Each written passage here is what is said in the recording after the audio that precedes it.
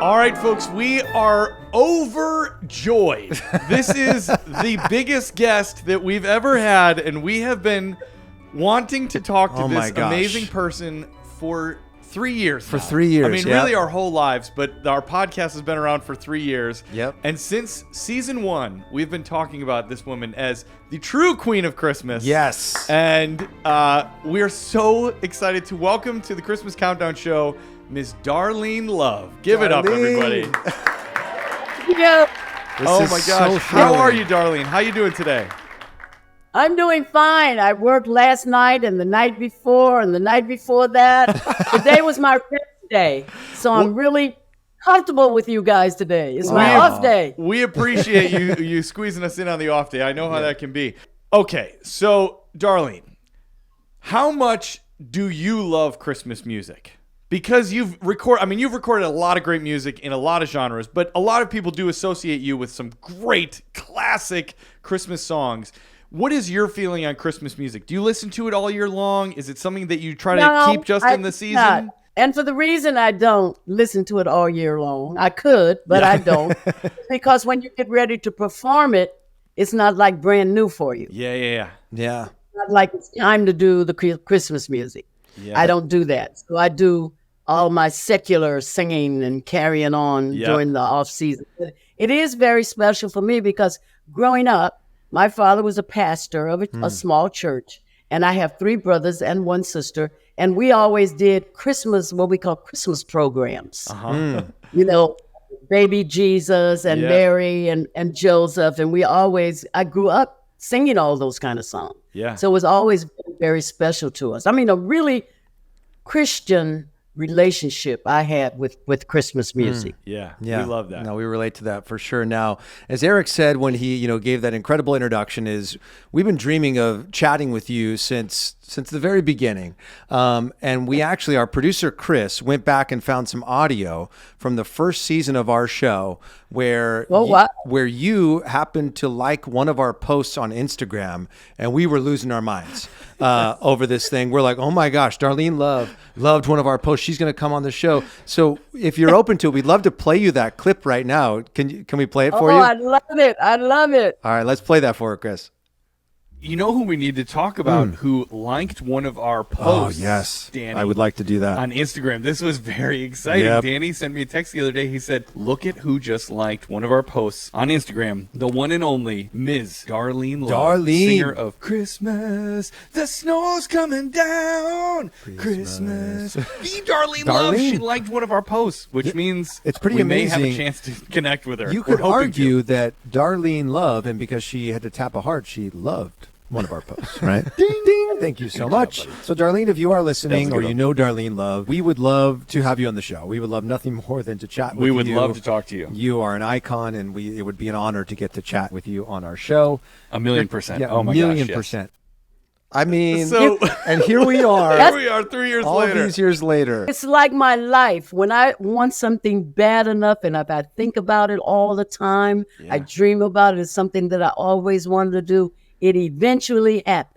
Absolutely. Yeah, absolutely. 100%. And, we've been sort of like teasing, we have some of like these super fans of our show who are a part of this like private group on Facebook. And we've been like posting hints for them, like trying to get them to guess. And I think they all knew from the beginning because we've talked about you so much over the last 2 years. And we had, Chris Ruggiero, who you recorded with last year. He came as a guest on the show. And so huge shout out to Chris for helping to connect the dots and to make that happen. I'm just, curious, like when you were recording Christmas, Baby Please Come Home, did you have any idea when you were in the studio that it was going to become the massive hit? No, matter of fact, when we got ready to do Christmas Baby Please Come, we had already did Silent Night, Frosty the Snowman, all of those wonderful Christmas songs. And when Phil said we were going to do an original, I got a little nervous. Oh, really? I said, Phil, this is going to be a Christmas rock and roll album that you're doing. And it was the first of its kind. Yeah. Do you want to put an original song on here? And he said, yeah, but it's great. It's really a great song.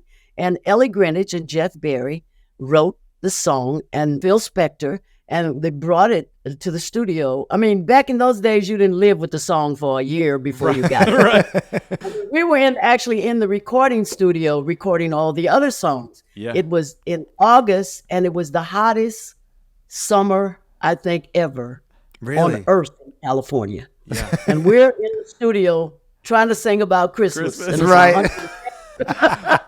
I sure didn't think about it being around 60 years later.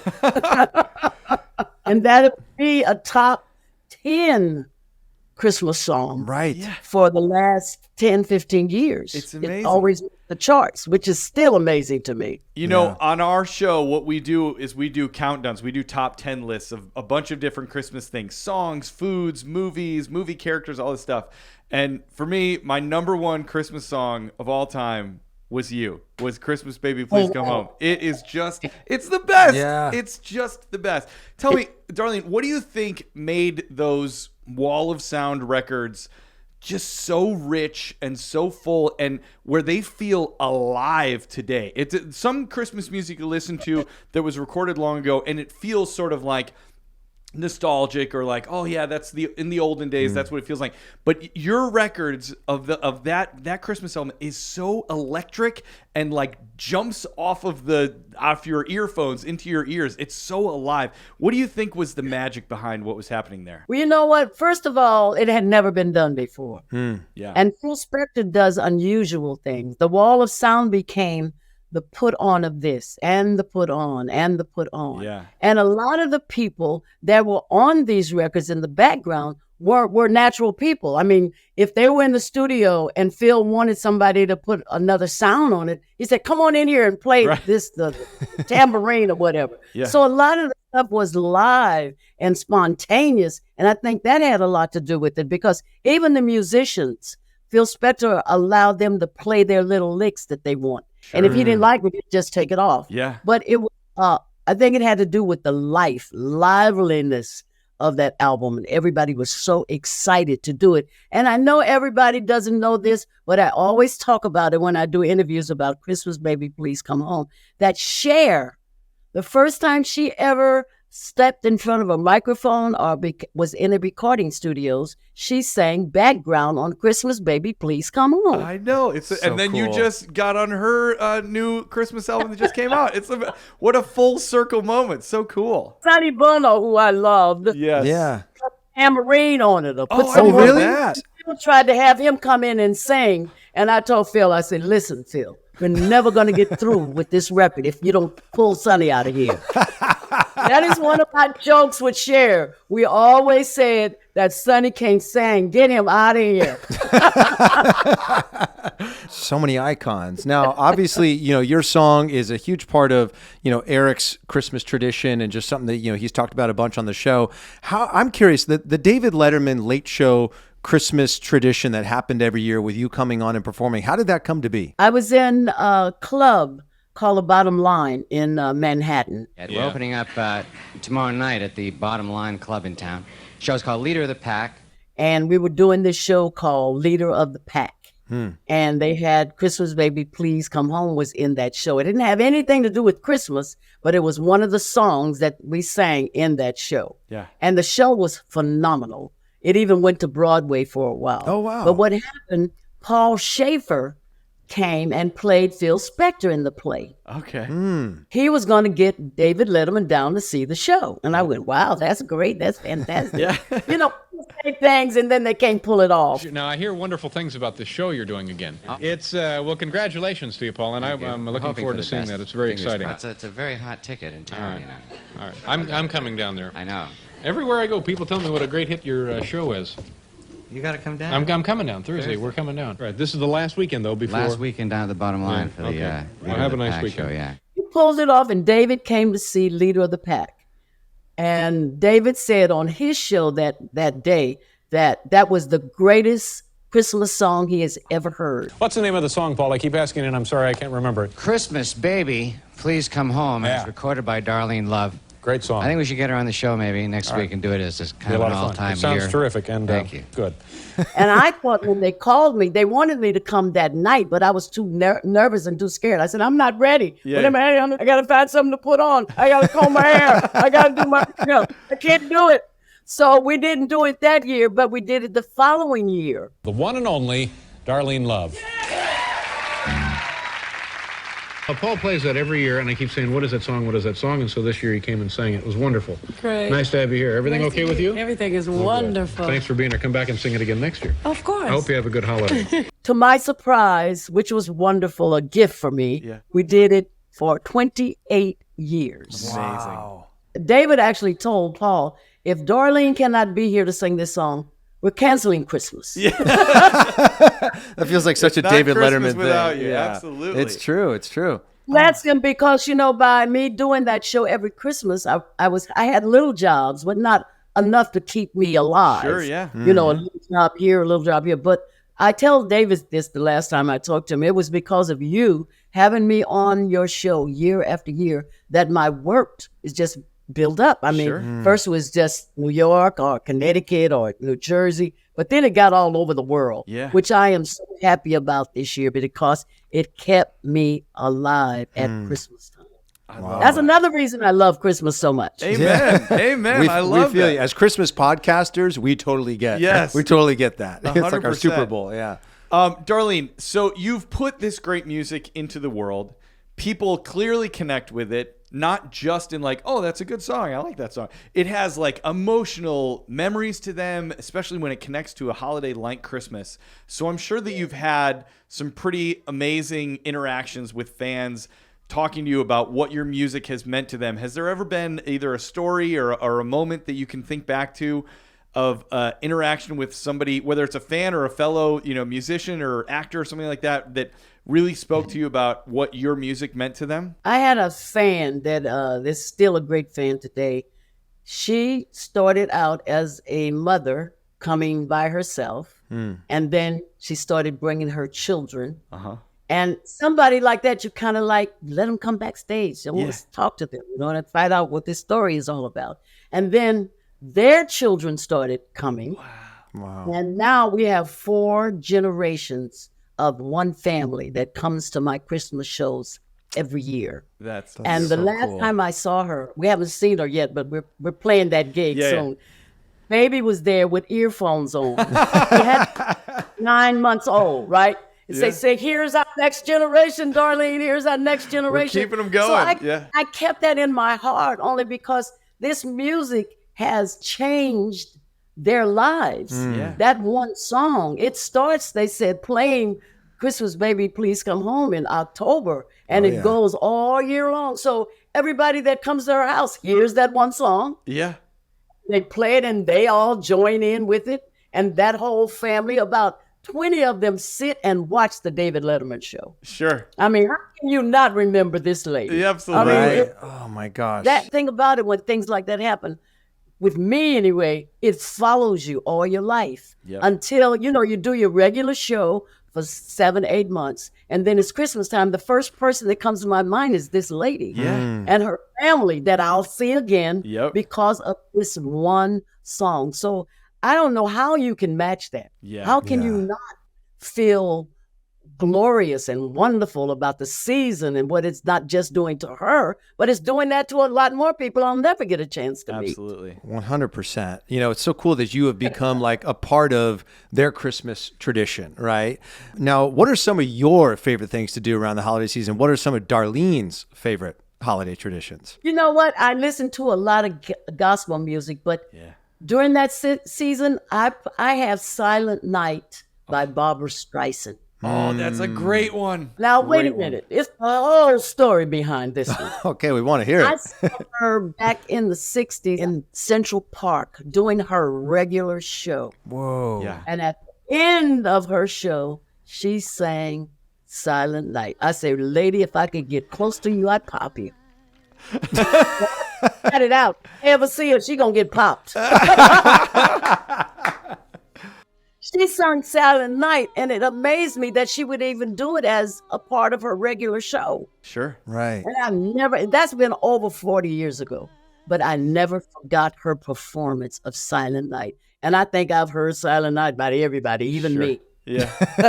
It does not top what she did that night. Yeah. And I always remember that. And that was one thing special. That song plays in my house, not just by Barbara, but a lot of people who actually have recorded that song. Yeah. And now, you can go to that person and push the button now and you can sing. Yep. Look forward. Just say, so-and-so, play Barbra Streisand. That's right. Boom, off you go. Truth. Darlene, I'm an actor and a singer, and so I always love getting into the mind of a performer, especially when you have a song like Christmas Baby Please Come Home. You've sung it 100,000 times in your life, so many times, right? And as an actor, I've been in like Broadway shows that have run for like a year where you're doing the same song night after night. And I'm always interested in artists' process of when you're singing Christmas Baby Please Come Home, because you've sung it so many times, is there something that you're sort of tapping into at this point, or that you're thinking about? Do you still go back to a certain part of the message? Is it something that it's so easy that now you're just trying to take in what the audience is giving you? Like, what's going through your mind at this point in your career, having sung it so many times? What goes through Darlene Love's mind as she sings Christmas Baby Please Come Home at this point? It is so amazing because right before I sing this song, I lead up to it with a conversation.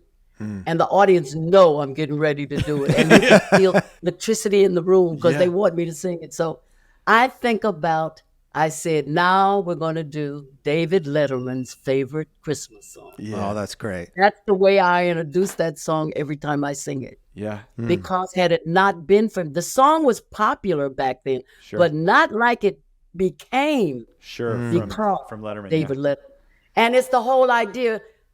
You should see David Letterman's face light up when he's introducing me, Christmas Baby Please Come Home. And he says, and we have it here every year. Best thing about the holidays, a visit from our next guest. Here now to sing Christmas Baby Please Come Home, our good friend Darlene Love. Let's go.